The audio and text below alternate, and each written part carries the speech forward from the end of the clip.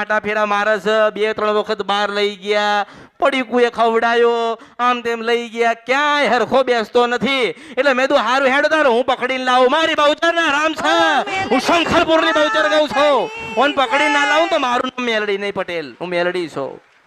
એટલે મેં પટેલને કીધું કે પટેલ માન દીકરાને ગોતી લાય. મેં એવું કેમ ના કીધું કે માન બાપ ને એક નાનું બાળક આવ્યું પટેલ તું લેતો. મને ખબર હતી પટેલ કે એનો બાપ એની અંગાત નથી, હું મેલડી છું. પણ માં એટલા માં કહેવાય ને. અને મેં એના પાસે કશું માગ્યું નહીં. જો કશું માગ્યું મારે એને એટલું કહેવાનું થાય કે આ કળિયુગમાં દુનિયામાં બધે ફરે તાર દીકરાને સારું ના થાય. એ તો અમૃતની ભક્તિ ને અમૃતની મેલડી મળી તો સમજે તાર પેઢી તાર દીકરો અને તારો વંશ ને વેલો તારો ચાલતો રહે. ચૌ મેલડી શું મને ઓળખો ને તો ઓળખાય. મળી તો મળી.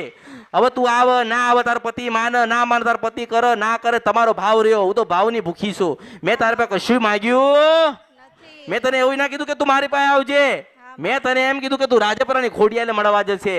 કારણ કે રાજપરાની ખોડિયાલના અમૃતની મેળડીએ સોનાના અક્ષરથી કાગળ લખ્યો છે. એક માન દીકરી તારે પાસે આવશે રાજપરાની ખોડિયાલ તું સાંભળજે. અને તને એક દીકરાને અર્પણ કરશે જે તને આપ્યો તે આપ્યો છે. પણ દીકરાને સારું રહેતું નથી, મગજ બરાબર ચાલતું નથી, એ કઈ સમજી નથી શકતો. તે ખોડિયાલ આ અમૃતનો કાગળ છે તું વાંચજે. એટલે ખોડિયાલે કાગળ વાંચ્યો છે. એટલે તમે જજો તમારા રાજન પેલી રાજપરાની ખોડિયાલ બેઠી હશે. મને